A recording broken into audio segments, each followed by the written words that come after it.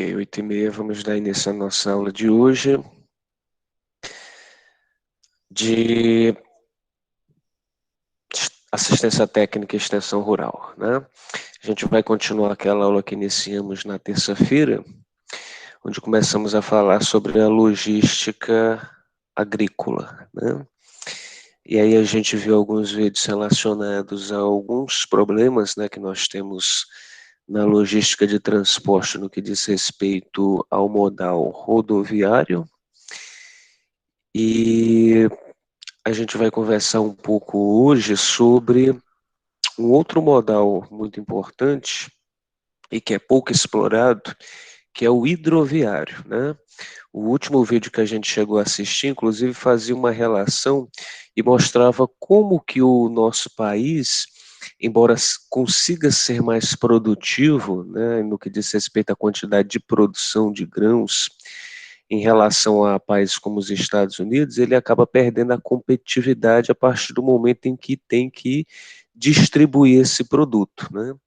E aí nós vimos que os americanos eles utilizam boa parte do transporte deles interligando as rodovias também com hidrovias, né, para que os grãos eles possam ser levados numa quantidade maior e percorrer em uma velocidade também que vai fazer a diferença para que você consiga baixar o preço do produto, né?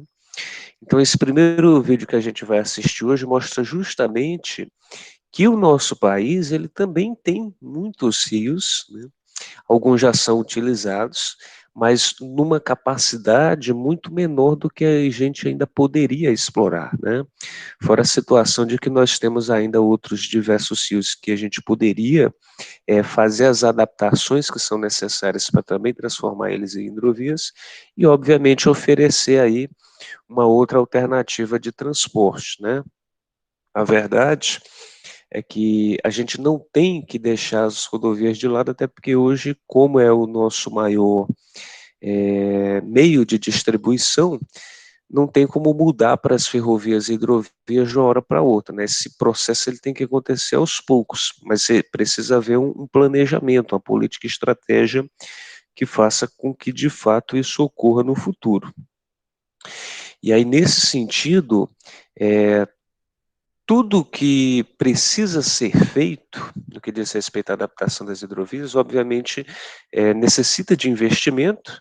Isso só vai acontecer quando houver uma política, uma lei, um plano estratégico de fato que possa consolidar essa situação, que na verdade vai ser necessária para a gente poder fazer acontecer o que a gente chama de integração de modais, né? Ou seja, a gente permite que um modal como o rodoviário e o hidroviário eles estejam interligados, né? Um dependa do outro para se complementar um determinado trajeto. Assim como, por exemplo, eu utilizo o modal aeroviário ao rodoviário para eu poder, por exemplo, transportar mercadorias simples, como, por exemplo, as compras da nossa internet, que a gente compra em um site e chega até a nossa casa utilizando esses dois modais. Então, isso é integração de modais, é você utilizar dois sistemas de transporte para poder tornar o transporte mais rápido e eficiente, né? Então, vamos agora assistir ao vídeo relacionado a esses problemas que a gente tem hoje em relação às hidrovias.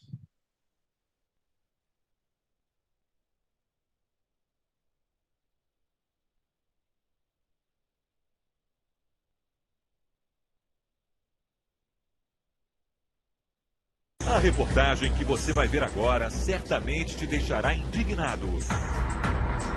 Porque nossa vida seria mais fácil, seria mais barata.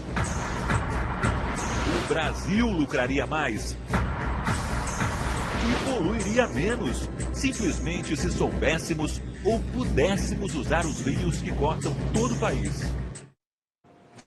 Exemplo, economizaríamos quase 4 bilhões de reais por ano, 4 bilhões, e tiraríamos milhares de caminhões das nossas estradas. Começa agora mais um episódio da série especial Brasil, quem paga é você. A reportagem é do Marcos Lozecan.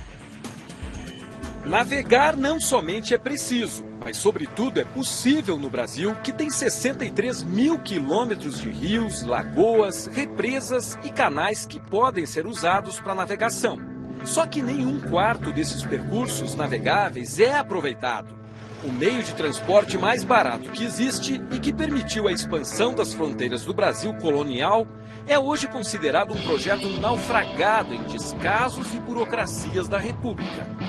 Apenas 7% de todas as cargas brasileiras são transportadas por hidrovias. Pelas contas da Confederação Nacional dos Transportes, pelo menos metade dos produtos made in Brasil poderia circular por rios. Mas isso se tais caminhos estivessem, de fato, abertos. O Fantástico viajou por 5.700 quilômetros de rios para mostrar o que faz o transporte fluvial brasileiro encalhar.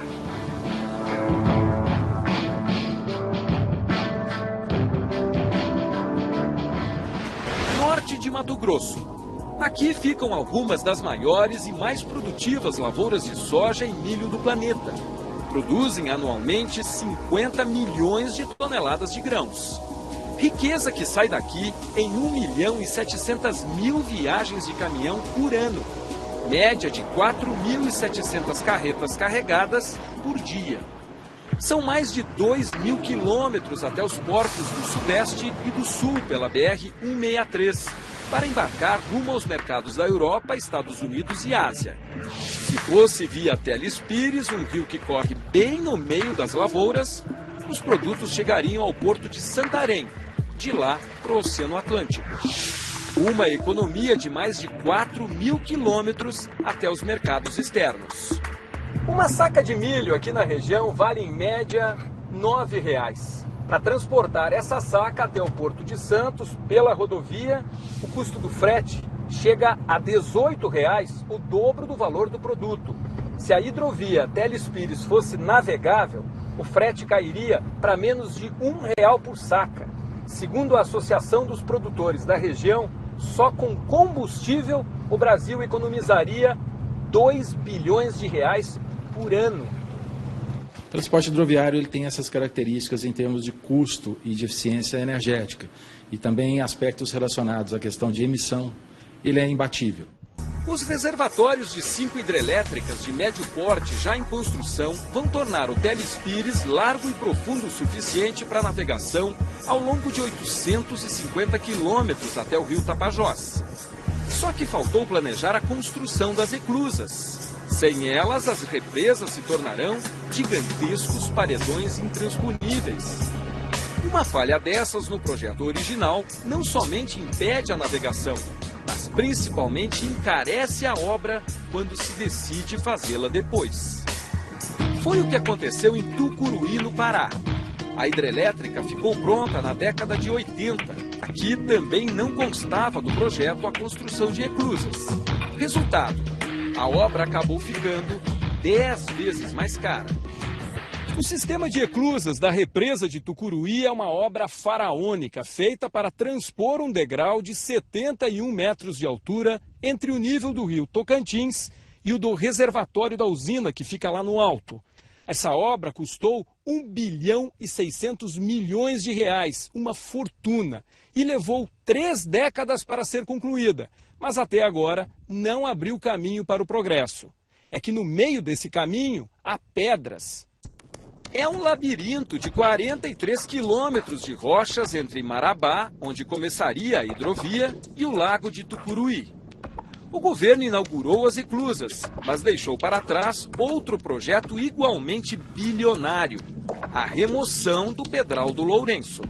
As previsões mais otimistas apontam um investimento estimado em pelo menos R$ 900 milhões para retirar essas pedras daqui. As mais pessimistas chegam a 2 bi. Enquanto o dinheiro não sai do cofre e os projetos não saem das gavetas, o rio Tocantins, aqui na região do Pedral do Lourenço, só pode ser navegado no período de seca por pequenas embarcações como esta. Pelo calendário do Ministério dos Transportes, essas pedras já não deveriam estar mais aqui desde julho de 2011. Mas a obra nem começou. Segundo o Departamento Nacional de Infraestrutura de Transportes, o DENIT, o projeto estava muito caro. Você constrói a maior eclusa do mundo, que é a Tucuruí, mas não consegue resolver um problema de um pedral que existe logo na sequência. Então, na prática, a eclusa não tem utilidade alguma. O orçamento deste ano do Ministério dos Transportes destina apenas 400 milhões de reais para todas as hidrovias. Menos da metade do mínimo necessário só para retirar o pedral. Mesmo assim, o ministro afirma que as obras estão nos planos do governo.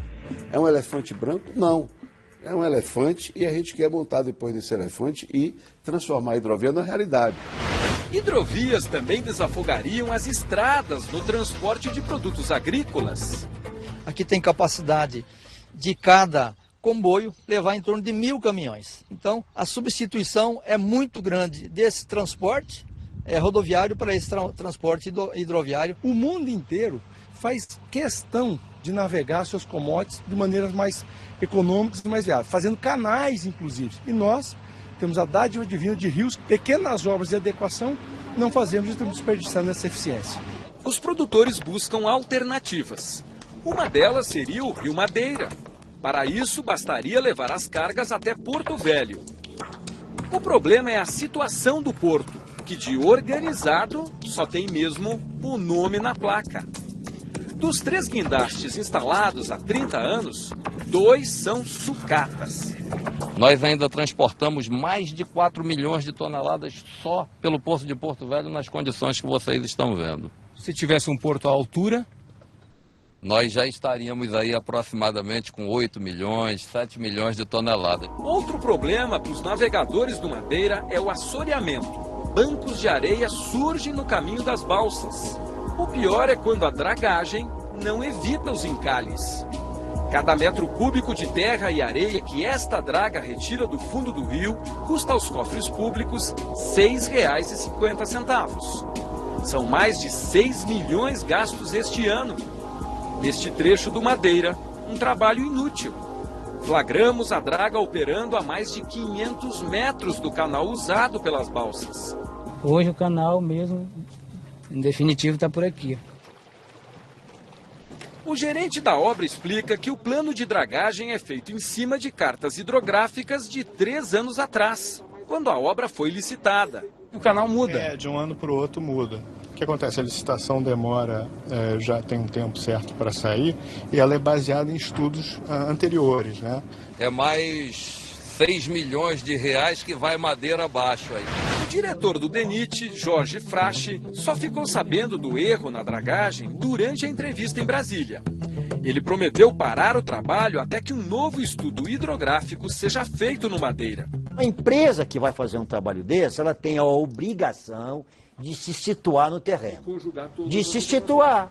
Por quê? Porque o rio é um organismo vivo. Se estiver errado de alguma coisa, a própria empresa vai fazer o retrabalho sem cobrar nada para mim. Não muito longe da foz do Rio Madeira, Manaus paga o preço do abandono. O porto, que pelos projetos deverá receber navios de passageiros durante a Copa do ano que vem, é do começo do século passado. O almirante que comanda a Marinha na região amazônica admite que vai ser difícil, para não dizer impossível, fazer a obra a tempo. Mas ele se mostra otimista. Almirante, falta menos de um ano para a Copa. Mas nós acreditamos em milagres. Eu prefiro acreditar que a gente vai entregar a obra e vamos trabalhar para isso. Mas o senhor acredita? Em milagres? Claro que acredito. Sou católico apostólico.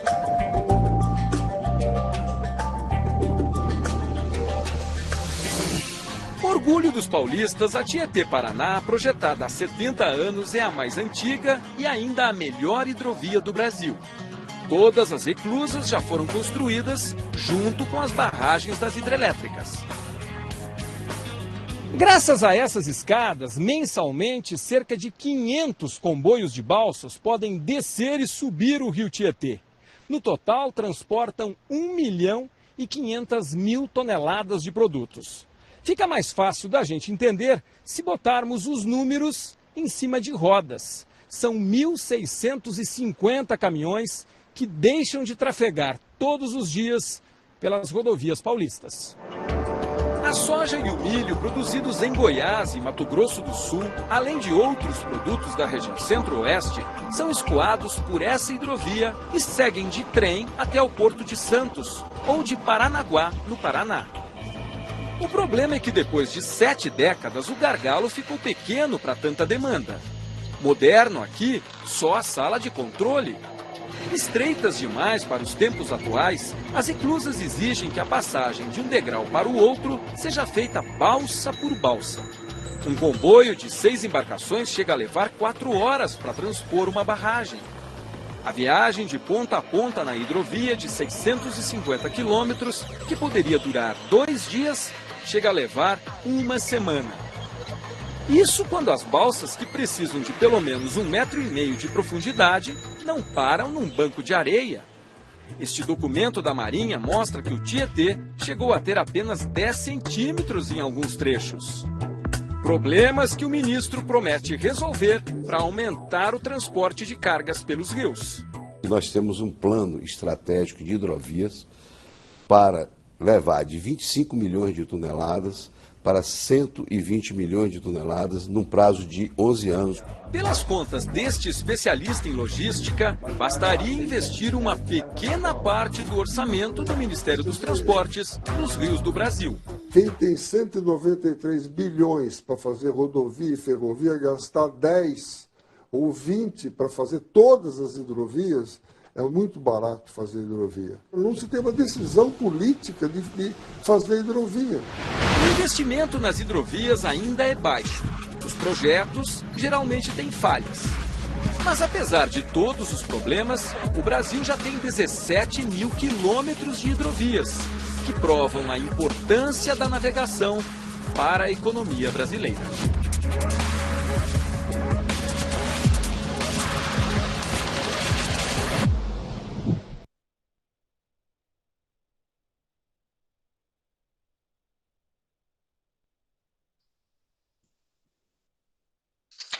E aí, pessoal, comentários? Vocês já conheciam esse sistema de transporte, né? Sabiam da importância que ele tem para o nosso setor?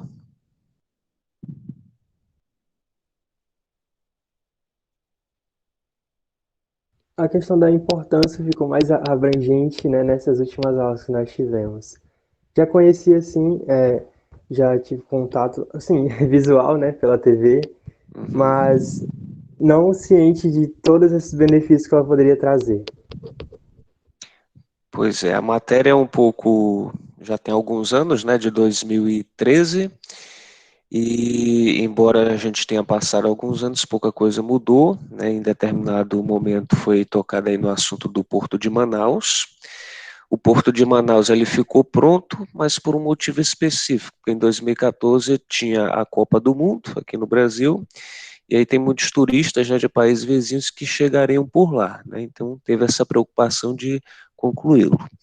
Já o porto de Porto Velho, né, da capital de Rondônia, inclusive aconteceu um movimento muito curioso, digamos, que foram os próprios empresários, né, tem muitas empresas de grãos exportadores lá, como por exemplo a AMAG, que é a maior produtora de grãos do Brasil, que se uniram e construíram toda a estrada de pavimentação de acesso ao porto e também reformaram o porto, né? Ou seja, fizeram o trabalho que o governo deveria fazer, porque cansaram de pedir durante anos e anos, e se não fizesse isso, estariam perdendo mais vendas, mais lucratividade, né?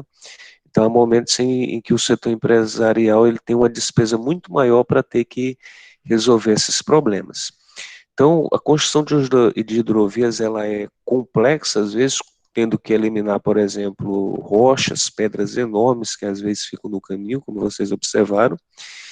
Tem a questão aí de que você tem que, por exemplo, dinamitar, né, e aí você tem um impacto ambiental, e aí, obviamente, tem que haver muita negociação entre diversos órgãos para fazer isso direito, mas é possível, né, e traria muitos benefícios no que diz respeito a uma distribuição melhor dos nossos produtos, né? Vocês viram aí várias taxas de economia, né, de valor de frete que estaria sendo diminuído. É bom lembrar que nesses últimos anos, né, a inflação aumentou bastante, então esses valores eles são bem maiores se fossem atualizados aos dias atuais, né?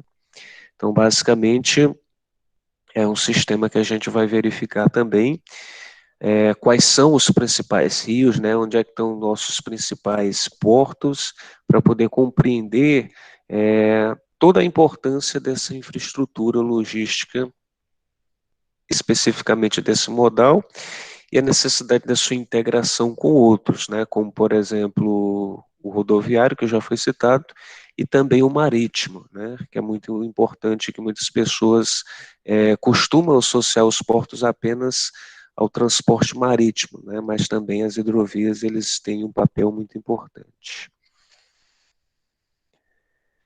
E agora a gente vai conhecer um outro assunto também relacionado à importância da estrutura do nosso país, que é a questão da conectividade no campo, né, ou seja, da infraestrutura que leve o acesso à internet, né. Isso em virtude do fenômeno que a gente vive hoje, da digitalização da agricultura, que nos levou à chamada IoT, ou Internet das Coisas, ou seja, a possibilidade da gente ter equipamentos, máquinas, se comunicando uma com a outra, trocando informações, né? Um trator, por exemplo, que está lá no campo, revolvendo a terra, e nesse momento que ele vai revolvendo, ele já consegue extrair parte do solo que vai ser utilizada, por exemplo, para uma análise de solo, né? A utilização de um drone que vai captar imagens onde eu vou poder verificar num tablet ou no celular, ao mesmo tempo em que ele está sobrevoando, a possibilidade de incidência de alguma praga, né? Ou seja, cada vez mais a gente está utilizando a tecnologia para poder conseguir trabalhar de uma forma mais inteligente, né, mais precisa, né? Inclusive esse é um termo que é utilizado nesse tipo de agricultura, né, que alguns chamam de agricultura 4.0, 5.0, agricultura digital ou agricultura de precisão, né, precisão porque os dados são precisos, né, não se trabalha com achismo, se trabalha realmente com dados, com informações, e cada vez mais o volume de informações é maior, né? E para isso a gente está precisando de computadores com processadores mais eficientes, assim como celulares ou qualquer outro dispositivo eletrônico que processa essas informações, porque isso se faz necessário, né? Quanto maior o volume de informações, maior a necessidade de um processamento mais rápido. E daí a necessidade de tecnologias como a 5G fazer a diferença no nosso país, né? Já conversamos, o acesso à internet em muitas cidades, né, no campo, no meio rural, ele ainda é inexistente, né? Os proprietários rurais eles têm que fazer uma contratação própria para que se venha a instalação de uma antena que dê esse acesso, ou contratar o serviço de satélite que forneça esse acesso remoto, né? Então, a internet 5G, né, que poderia ser acessada por meio de chips de celulares, né, sendo fornecido por operadoras da rede celular, ele tem tudo para fazer uma grande diferença em diversas áreas do setor da economia e, obviamente, também no nosso setor, né, em áreas onde não existe ainda a possibilidade de você levar uma internet, seja por rádio, seja por Wi-Fi, e, obviamente, dê a velocidade que o campo precisa para trocar essas informações, né. Agora a gente vai ver uma matéria do programa Globo Rural que mostra como é que essa tecnologia ela pode fazer a diferença no campo, né, e a importância que o nosso país precisa dar a esse assunto de investir para levar a tecnologia ao campo, né, e no caso eu estou falando de tecnologia, mas eu estou falando de acesso à internet mesmo, e em diversas possibilidades, né, e a principal delas certamente vai ser por meio da tecnologia 5G ou 4G, né, já que boa parte do nosso país ainda nem chegou na 4G, ainda utiliza 3G. Mas para que se trabalhe de uma forma eficiente e da forma a qual esses dispositivos mais atualizados, né, de ponta, que o mercado está exigindo hoje, a gente vai precisar, de fato, da tecnologia 5G. Então, só uma... vocês.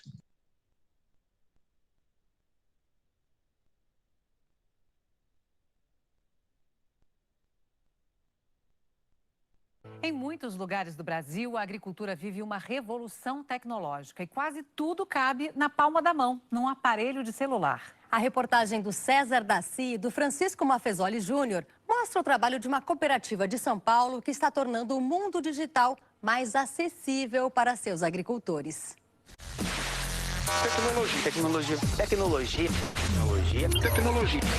Tecnologia. Palavra que tem um pé no presente e outro no futuro. Os últimos 50 anos foram os mais revolucionários na agricultura mundial. Isso por causa da rapidez com que as tecnologias foram desenvolvidas e também pelos constantes aumentos de produtividade. Foi nesse período que surgiram as melhores cultivares de grãos, que o GPS passou a fazer parte do maquinário e que os satélites começaram a entregar imagens de alta resolução. Mas nenhum outro momento conseguiu juntar tantas ferramentas ao mesmo tempo como agora. Por isso, tem gente falando que o campo já está vivendo a agricultura 5.0. Antenada a tudo isso, a Copercitros, a cooperativa de produtores rurais que tem sede no município de Bebedouro, em São Paulo, aposta nesse mundo digital para atender seus mais de 38 mil associados. Nós nunca vivemos um momento na agropecuária de tanta inovação, de tanta mudança na forma de fazer as coisas, que estão aí como característica da agricultura 5.0. O que é essa tal agricultura 5.0? É a junção de ferramentas de agricultura de precisão, de imagens de satélite, softwares, algoritmos cada vez mais complexos, robótica de ponta e principalmente pelo fato de conseguir usar os recursos de forma otimizada e de conseguir produzir mais numa mesma área. Para entender como entramos na agricultura 5.0, é preciso voltar no tempo. O começo das transformações tecnológicas no campo é chamado de agricultura 1.0, um período que durou milênios, onde o cultivo era manual ou com tração animal.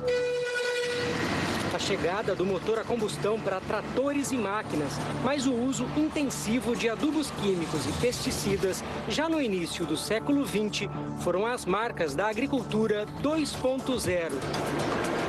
Com a década de 1970, vieram as primeiras análises por satélite e as sementes geneticamente modificadas ou transgênicas. Evoluções que se tornaram símbolos da agricultura 3.0. Já nos anos 2000, as imagens de alta resolução e as coordenadas georreferenciadas avançaram porteira adentro, dando o pontapé para a agricultura 4.0. E agora surge a agricultura 5.0, prometendo máquinas autônomas, conectividade ultra rápida e um agrupamento de dados nunca antes visto. Tudo isso aprimora o mundo da internet das coisas. Nessa nova era, um aparelho cheio de possibilidades aparece como a ferramenta mais moderna do homem rural. Da palma da mão para a fazenda inteira. É a partir do celular que o agricultor Eduardo da Palma contrata boa parte do que precisa para sua lavoura no município de Paraíso, em São Paulo. Foi pelo aplicativo da Copercitros que ele solicitou um levantamento via satélite para localizar as plantas invasoras do seu canavial. Um olhar que começa lá no alto e vai se aproximando, até que a situação seja avaliada no detalhe. A gente consegue ver aqui uma mancha de mucuna, né, que é uma daninha, né, que causa um prejuízo enorme para a cana. Ela é problemática porque ela não deixa a cana se desenvolver, ela causa um problema na hora que você vai colher, ela enrosca na máquina da colhedora, é um transtorno só. É uma trepadeira que vai abafando a lavoura, é isso? Abafando, ela chega a matar a cana, César, é impressionante. E aí tudo que aparece em vermelho é mucuna?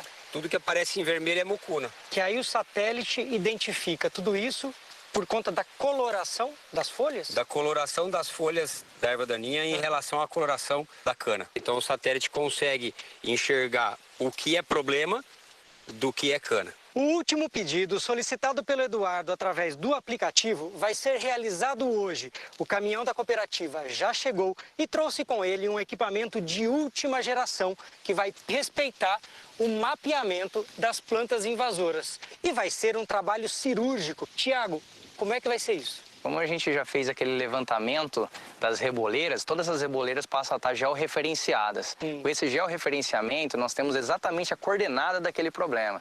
E isso tudo é colocado num plano de voo autônomo desse drone e ele faz a pulverização somente localizada exatamente naquela mancha. Aí a pulverização abre e fecha. Abre e fecha, exatamente somente naquele ponto onde realmente precisa. A cada 8 minutos ele faz 1 hectare de aplicação.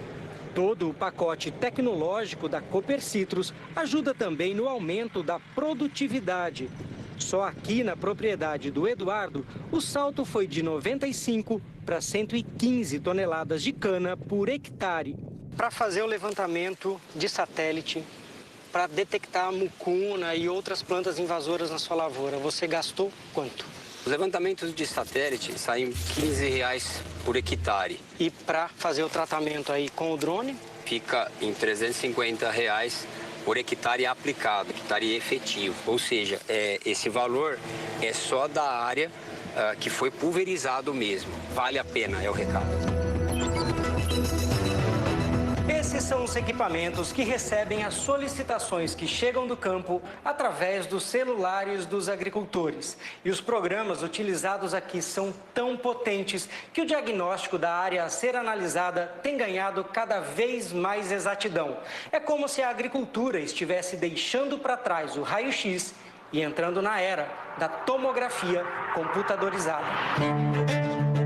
Aqui a gente tem milhões de olhos olhando para uma mesma lavoura. Ele aumenta a capacidade efetiva de um profissional a campo, direcionando ele exatamente nos pontos que realmente precisa da sua atenção. Isso dá para a gente uma tomada de decisão que vai além daquilo que o produtor mesmo, na própria área, consegue analisar. E você quer o seu companheiro de antigamente? Exatamente. Isso é um instrumento de topografia, né? É o nível óptico. Isso aqui, então, está aposentado. Cada dia mais. Então, esses equipamentos vão cada vez ficando mais obsoletos. Apesar dos seus muitos atrativos, nem sempre a tecnologia consegue chegar nas propriedades com a mesma rapidez que se desenvolve nas salas dos computadores.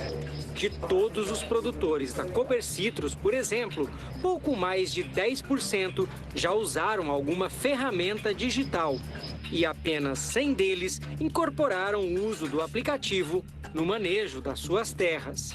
É o que explica o agrônomo Marcelo Bassi. As tecnologias elas são novas e a adoção no campo é um pouco lenta, até porque muitos dos produtores eles não conhecem todas as soluções. E à medida que a gente vai desvendando isso e vai divulgando para os produtores, eles vão aderindo. Além do que, vira um banco de dados de todas as informações que ele tem na cooperativa. Eu diria até mais organizado do que nós como paciente, né? Que às vezes a gente não tem todo o histórico nosso, mas da propriedade rural ele tem. O aplicativo veio para somar, na verdade, né? Adilson Nascimento é um dos agrônomos da cooperativa que rodam as fazendas para divulgar os serviços que podem ser solicitados pelo aplicativo. Eu penso que a tecnologia se inicia em toda a propriedade a partir da amostra de solo. Um quadriciclo equipado com um equipamento de tecnologia, onde ele faz as perfurações, tanto na primeira camada, segunda camada, e você determina as profundidades. Dessa forma, todas essas amostras de solo entram em laboratório e um software faz a interpolação dos dados, gerando os mapas que vão ser aplicados de forma distribuída, onde cada insumo é colocado no seu local ideal e na quantidade exata. Gostou dessa moderna análise de solo? Que tal, então, um check-up no pulverizador? Ele faz o diagnóstico de como estão a qualidade dos seus bicos, mostrando para você qual bico você deve trocar e qual bico você deve fazer uma manutenção. Isso aqui veio para ficar. O aplicativo veio para ficar e só está no início. Foi pensando assim que o produtor Rodrigo Ticle, do município de Heliodora, Minas Gerais, resolveu iniciar a renovação do cafezal, plantado pelo seu avô, cuidado pelo seu pai e que agora veio parar sob os seus cuidados. É uma lavoura antiga, a produtividade dela hoje é de 20 sacas por hectare. Muito baixa. É muito baixa, ela paga as despesas mensais, mas ela não dá um lucro. Então nós temos que usar tecnologia. Não dá para querer implantar uma nova lavoura, sabendo que ela vai ficar aqui por pelo menos 20 anos sem utilizarmos tecnologia. E foi do alto que essa transformação começou a se concretizar, com esse aviãozinho aí, chamado de Vante, veículo aéreo não tripulado. Ele vai tirando fotos, por exemplo, numa área dessa de 35 hectares mais ou menos, ele tirou aproximadamente 350 fotos. E a partir daí? A partir daí é feito um ortomosaico no escritório, que é a junção de todas essas imagens, para estar aproveitando a melhor forma de ser plantado nesse terreno. Só nessa área, o número de plantas por hectare vai mais que dobrar. Passará de 2.000 para 4.500, desafiando a morraria típica da região. Nós estamos numa declividade de quase, até um pouco mais que 25%. O que é bastante coisa. É muita coisa. Ela já nos traz dúvidas se a gente consegue operacionalizar alguma coisa mecanicamente ou não. O mapeamento expôs as piores declividades do terreno, marcadas aí em vermelho. E também o fluxo das enxurradas, representado nessas ramificações em azul. Tudo isso foi fundamental para definir o melhor traçado para as linhas de plantio. Compare como era e como vai ficar. A lavoura vai ser mais adensada e com mais ruas de acesso para o manejo de máquinas e equipamentos. A gente precisava dessa tecnologia vir e nos mostrar o que era possível ser feito. Dessa forma, a mecanização tão desejada pelo Rodrigo vai se tornar possível, e isso graças a sobrevoos como o de hoje. Esse Vante é composto do quê? Explica aí pra gente. Ele tem uma câmera que capta as imagens e a bateria. Aqui a gente tem a antena e um tubo de pitot que faz a leitura do vento. E aqui a hélice. Isso, a propulsão. É muito pesado? Não, ele pesa 600 gramas o equipamento. Você pode estar conferindo. Nossa, é muito leve. É isopor, é isso? O material dele é polipropileno. Um isopor melhorado, vamos dizer assim. E quanto custa um equipamento desse? Custa em torno de R$180 mil. Só lembrando, precisa de autorização para poder voar, né? Sim, é um equipamento regulamentado pela ANAC e precisa de toda a autorização aí, como se fosse uma aeronave. Com o desenho de plantio já definido pelo traçado sugerido pelo Vante, é hora do trator fazer o trabalho prático e riscar a área, determinando um rumo exato onde as mudas vão ser colocadas. E repare que a tecnologia mudou até o papel do operador, que nem toca as mãos no volante. E isso mesmo numa máquina fabricada sem GPS, sem computador de bordo, ou seja, sem estar equipada com as ferramentas da chamada agricultura de precisão. Rapaz, agora você fica de braço cruzado. Fica de braço cruzado. Andando de trator? Andando o dia inteiro aqui. Estranhou esse novo jeito de trabalhar? No começo estranhei, porque acostumado a fazer tudo manual, e agora a gente fica aqui só por uma segurança mesmo, mas não faz ainda, a gente não faz nada. Se precisar, só parar o trator. É, só parar o trator e virar no fim da linha e programar ele aqui. Para que o trator do Kaique ande sozinho assim, o pessoal da cooperativa instalou um equipamento que passou a controlar todas as operações via satélite. Aqui nós utilizamos um piloto automático elétrico. Hoje, qual que é o requisito para a gente estar montando um piloto desse? O trator tem que ser hidráulico. Nós retiramos o volante dele original e colocamos esse motor que faz toda a funcionalidade. Dessa forma, a tecnologia reduz as falhas que são características do trabalho do ser humano. No melhor cenário, o melhor operador, ele consegue alcançar no máximo 93% de aperfeiçoamento, dando ainda 7% de erro. E isso pode ocasionar aí percas na sua lavoura. E para quem contrata esse tipo de serviço, esse aluguel, digamos assim, vai pagar quanto? Gira em torno de R$400 o dia. Diante de tanta novidade nas terras onde por anos tocou a produção da família, hoje, seu Getúlio, pai do Rodrigo, é um observador da transformação que vem sendo feita por aqui. O senhor está com saudade da lavoura que tinha aqui, seu Getúlio? Não, saudade, a gente tem muita saudade de tudo que aconteceu, que a gente viveu. Mas eu estou muito mais ansioso agora para ver o que vai acontecer daqui para frente. Que coisa mais bonita é essa? Você pega um drone, passa numa área, faz o retrato da área perfeito, né? Depois você coloca um GPS no trator, o trator vai sozinho fazendo o trabalho. É maravilhoso. Vocês ainda vão voltar, vão convidar você para viver lá, tomar o nosso cafezinho daqui. Tomara. Deus quiser.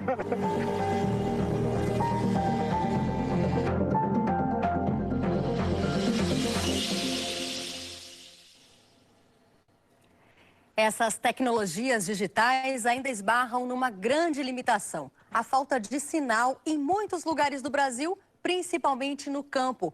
Sem conectividade, sem celular, o agricultor fica de fora dessa transformação.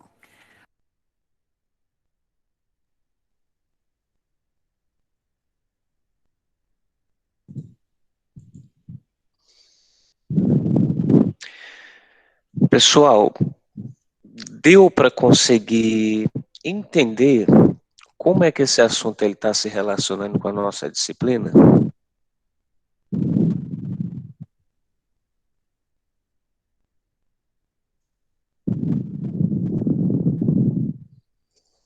Deu, né? E como é que seria, então?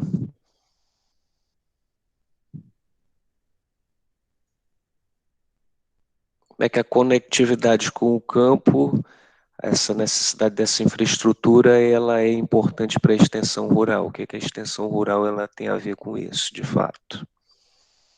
Bem, por conta que você está falando para essa matéria? Sim. Bem, essa matéria é de assistência técnica, né, e da extensão rural. Ou seja, a gente trabalha aqui, né, até a gente viu, com a questão da assistência, né, geralmente, assim, aos pequenos produtores. Ou seja, a questão da tecnologia, infelizmente, ainda é um desafio, né, como a moça falou ali no final do programa, né, por conta que algumas áreas rurais, elas apresentam deficiência nessa parte. Mas, por exemplo, a questão da agricultura, né, agricultura de precisão, né, a gente já pode chamar de agricultura 5.0, ela vem aí. Eu vou até pegar outra disciplina, né, que eu vi aí muito explícita, que é a questão das cooperativas, né.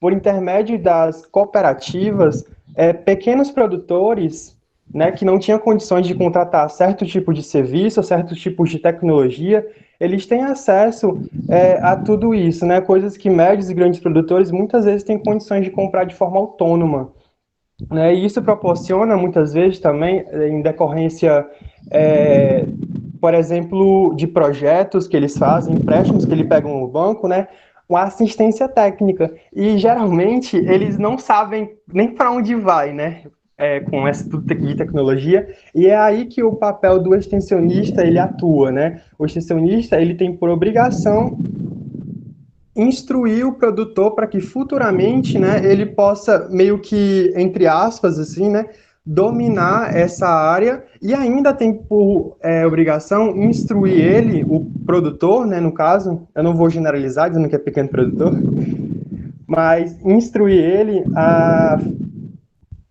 como é que se diz, a fazer um certo manejo, né, não diria manejo, mas sim ter esse aspecto visual de ficar por dentro das atualidades que acontecem no agronegócio, entende? A questão não só a questão da tecnologia, mas sim tudo que envolve ela. Por exemplo, a questão aí que falou da biogenética, né, a questão da melhoramento de sementes.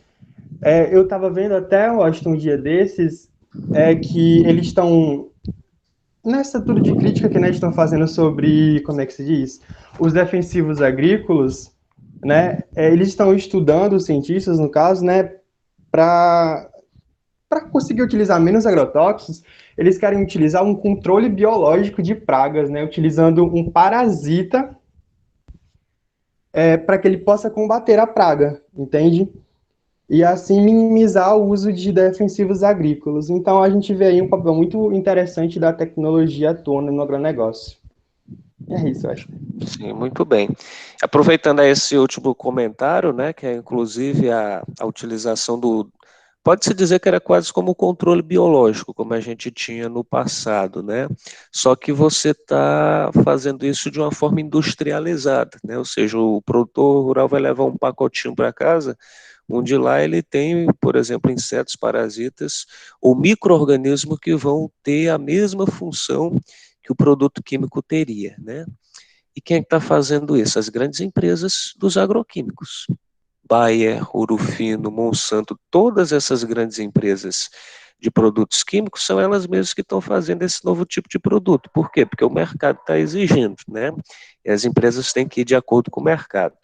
O senhor também tocou num ponto muito importante, que é a questão de que essa informação, muitas vezes, da tecnologia poder ser utilizada, ela vai pela voz do extensionista rural, né? Principalmente para o pequeno produtor. E nesse sentido, quando a gente pensa em 15, 10 anos atrás, a gente não ouvia muito falar sobre isso, ou nem ouvia falar. E obviamente que um curso de formação de um profissional das ciências agrárias, seja qual for, não abordava questões como essa, né? Então, daí a importância que eu sempre coloco de que a gente tem que se atualizar como profissionais, né? A gente está ouvindo falar aqui, mas a gente não tem oportunidade, infelizmente, de comprar um equipamento desse, de pagar por softwares como esse para poder utilizar no nosso curso, né? Para que vocês pudessem colocar isso em prática. Mas daqui a alguns anos, né? Se a educação não se preocupar em levar isso para dentro da sala de aula, obviamente que muito do que a gente vai conversar não vai ter efeito, porque a gente precisa de prática, né?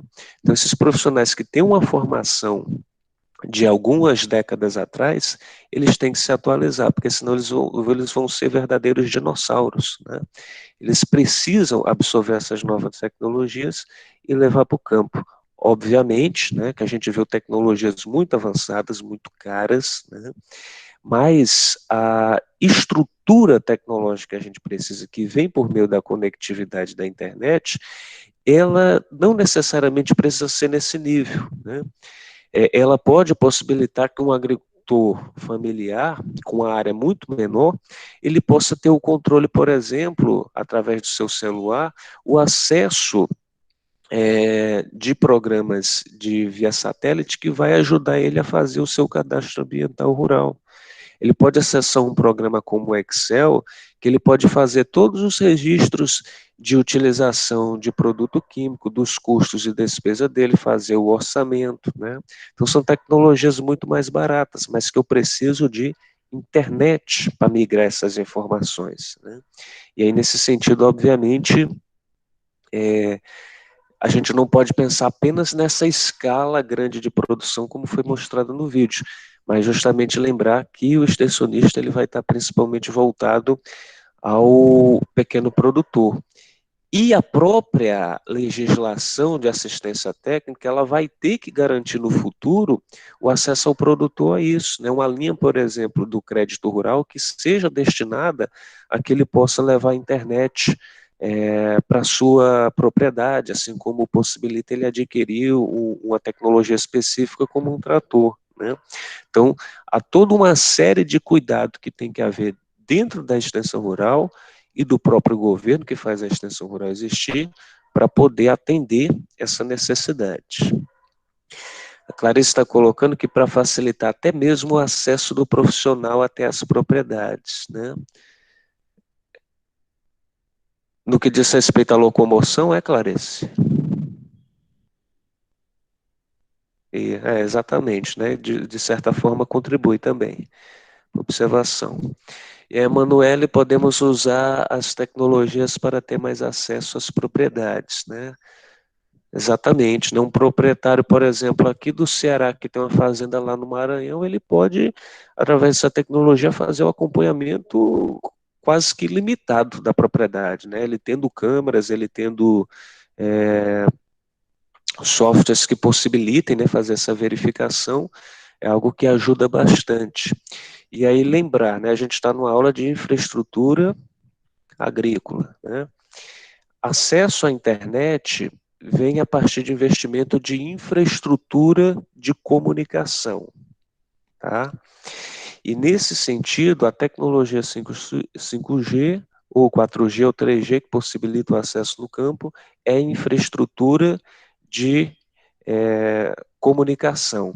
E quando a informação sai de um dispositivo eletrônico para outro, ela está passando por um caminho, ela está percorrendo um caminho. E isso também é logística de informação tecnológica, certo? Só para deixando bem claro para quem não estava conseguindo ligar os pontos e entender o que esse assunto tinha a ver com o assunto da aula da disciplina, eu estou explicando para ficar bem fixo a conexão desses assuntos, tá?